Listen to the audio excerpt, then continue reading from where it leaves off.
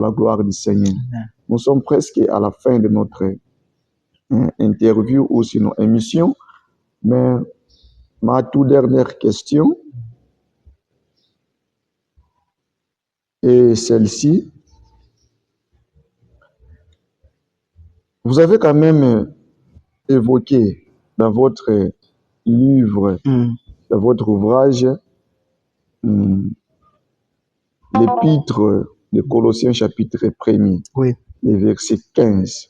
oui, Là où on est en train de nous dire, Jésus-Christ est le premier-né de toute la création. Qu'est-ce que cela veut dire en quelque sorte? Qu'est-ce que Paul a voulu nous dire?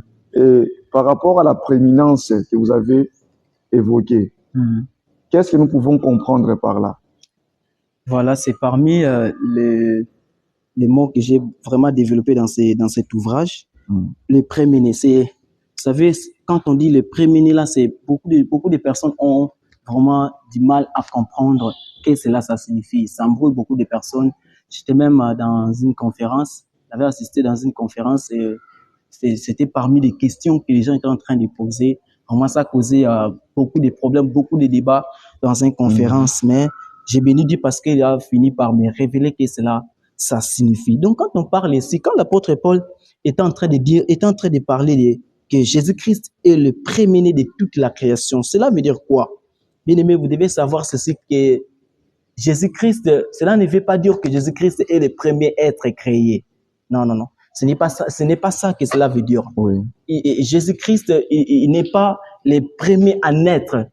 Ce n'est pas ça que cela veut dire. Mais cela veut dire ceci, que Jésus-Christ a la suprématie de la création. Jésus-Christ a la suprématie de la création. Alors, pour vous faire comprendre cela très bien, j'aimerais encore attirer votre attention dans le livre des Psaumes. Dans le livre des Psaumes, Psaume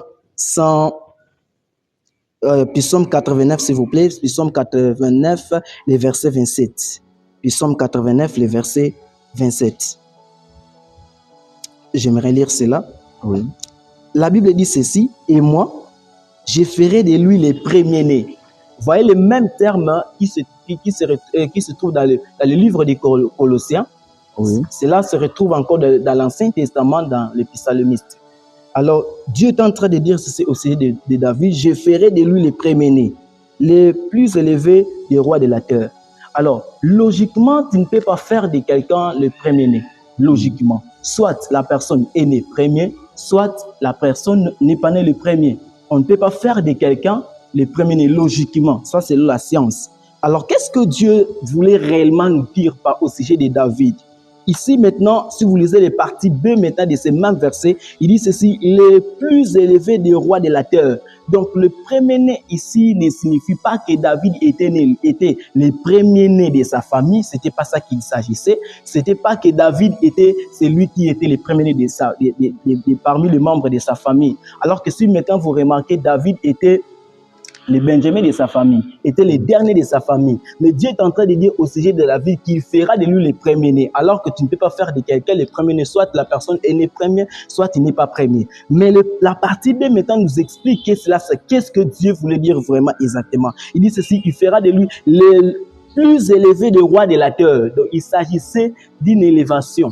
Il ne s'agissait pas de naître, il s'agissait d'une élévation. Donc Dieu avait dit ceci, que David était le Benjamin de sa famille. David était le dernier de sa famille. Mais il va prendre celui qui est le dernier, afin qu'il puisse faire de lui le roi le plus élevé de la terre. Donc qu'est-ce que cela ça signifie? Au sujet maintenant de Jésus. Jésus a la suprématie par rapport à la création. Il n'est pas... il n'est pas né comme on dit que Jésus-Christ est le premier-né. Il n'est pas né.